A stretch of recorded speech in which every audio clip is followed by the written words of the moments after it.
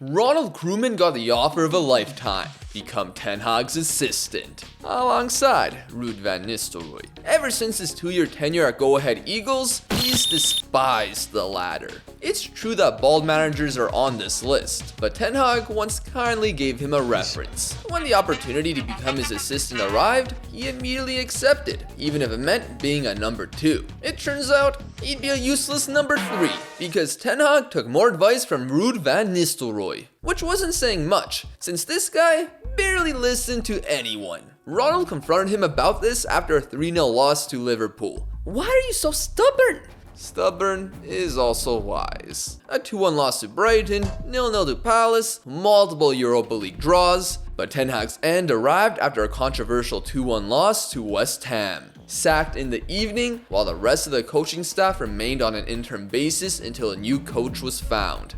Except for Ronald Chrooman. Supposedly, Ten Hag had multiple meetings with the board throughout the season. Some of them included Ruud, but not his other ass man. In these exchanges, they asked Ten Hag whether the tea lady was necessary, and more importantly, what the problem was. Every time, he listed Krumman as one of the reasons for the poor campaign. Ruud agreed with him. The list may have been valid. Did Krumman ever get an opportunity to explain himself to the board? No. He just received his dismissal via WhatsApp, and like Ten Hag, was without a job with a lower severance. Krumman should have read this book before joining, because he would have realized that he and Eric are complete opposites. Sometimes, chasing a challenge can find you better opportunities. Ruud van Nistelrooy before his first match as intern United manager. Krumman could have been salty about this. Instead, he was irate. He took a chance, tried his best to make it work, wasn't listened to, talked down behind his back, and became jobless with a damaged reputation. So,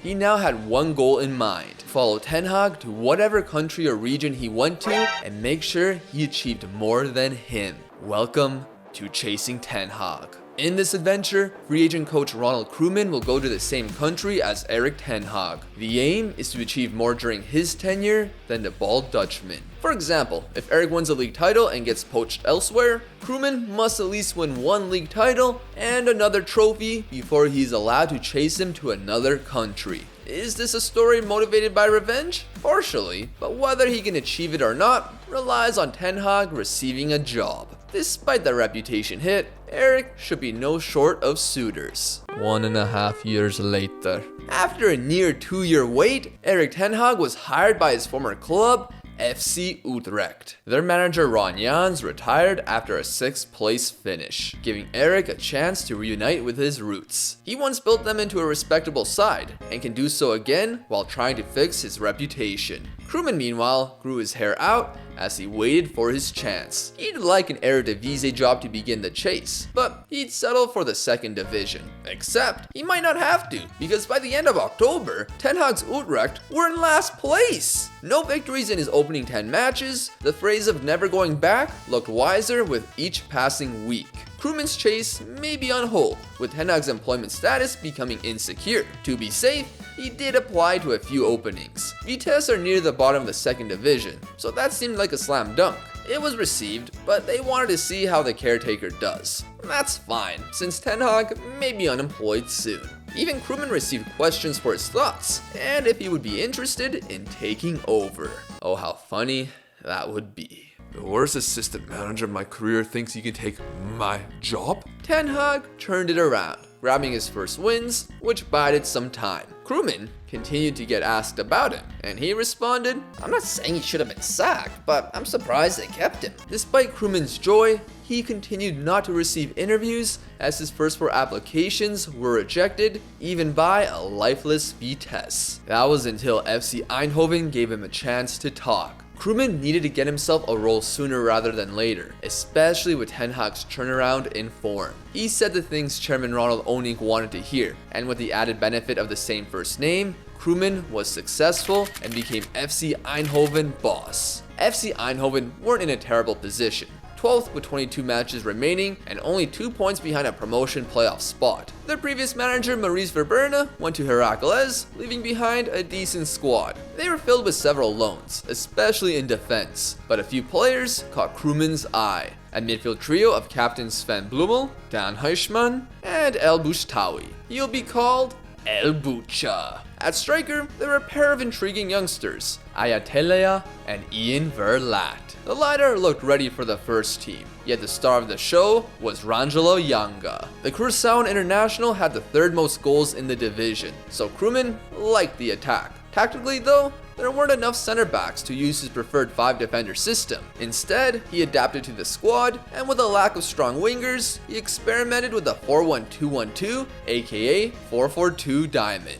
Narrow edition, because he has to be crazy to try the wide variation. Unlike their city rivals, FC Eindhoven aren't decorated with silverware. In fact, they haven't participated in the top flight since 1977. Not a good omen if Krumman wanted to chase Ten Hag. With his debut versus Telstar, he tried a slow balanced approach to see how things would play out. The players didn't listen, which nearly saw the opponent score. Still, there were good signs, with a few decent chances prior to the interval. This led to the introduction of Janga. Despite his age, he can run behind his opponents as his scoring reputation showed, and not long later, he doubled the lead. Krumman's dream debut quickly disappeared when the referee decided to give a penalty to Telstar due to Dirksen's handball. It ended terribly, as the goalkeeper Joachim Olsrud, under no pressure, misplaced a 10-yard pass, leading to Telstar's equalizer. This is life with Krumman. There were positive signs, however. He had key players missing, yet the offensive performances were solid. Unfortunately, more became unavailable, and versus Roda JC, Sven Blumel would get injured, subbing in 16-year-old Ian Verlat. He struggled against Telstar, but paired with Janga, the kid would score his first career goal. Okay, first career goal for Krumman. He actually got a brace, as they destroyed Roda 5-1. Players continued to miss out on the squad, and one got released. With Pexvolle visiting, Krumman's side needed to be sharp, and Ian Verlat started off well. To open the scoring though, it would be the star man, Dan Huysman.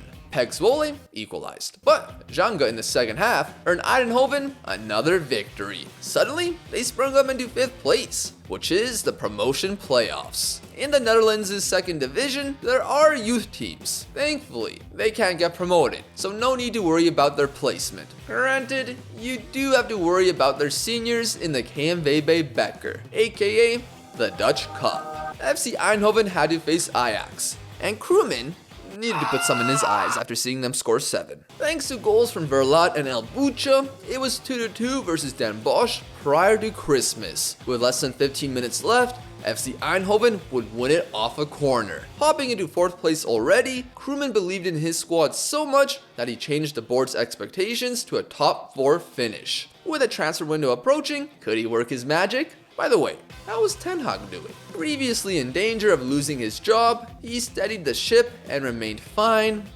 for now.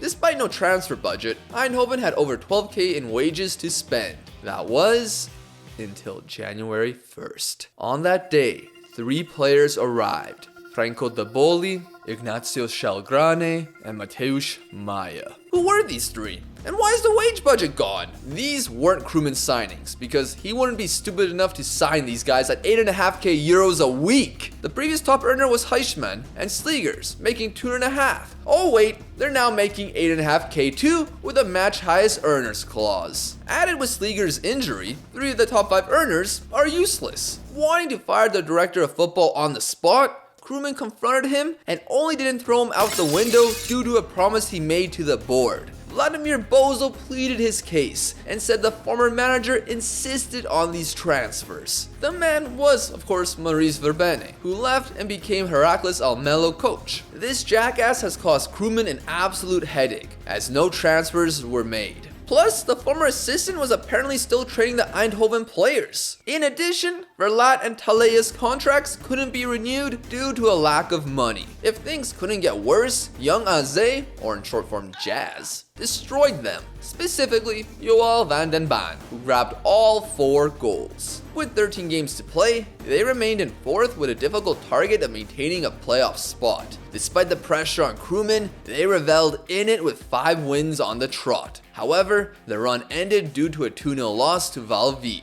No worries. Krumman's team returned to form with 2 victories prior to a crucial match versus Heerenveen. Eindhoven were behind by 4 points with 9 games left. The opponents were in mixed form, causing a once large gap to potentially turn into a single point. Eindhoven may have been the away side, but began strongly. Heerenveen though were in their spot for a reason, and Fernino's danger led to Aribo smacking the bar. Their woodwork hit was unlucky, as Eindhoven's next attack, Seedorf was given all the room to dribble forward, and his shot went off the post and in. A couple minutes later, Seedorf's momentum continued, as his cross to Janga would find the back of the net. Scoring his 50th for Eindhoven, Janga's prowess would immediately be matched by Fernino. Advancing past the hour mark, Heerenveen were on the offensive, and their player Conde potentially scored the goal of the season. 2-2 with less than 30 minutes to go, Eindhoven would receive a free kick that got headed away, but they maintained possession and slowly played it to Svoboda on the right, who soon passed it to El Bucha, and the man on an amateur contract cut it back to Rangelo Janga for the lead. That goal was the winner, which led to the two clubs going in opposite directions. Heerenveen had the fall-off of ages, as they failed to win in their next 4 matches. To make it worse, they sold Fernino in the middle of it, and while it was a great transfer sum, it was the final nail in their hopes for automatic promotion. FC Eindhoven passed them in the table with 2 additional wins. Over these 11 games, Janga scored 8, and Argentine De Boli found 9.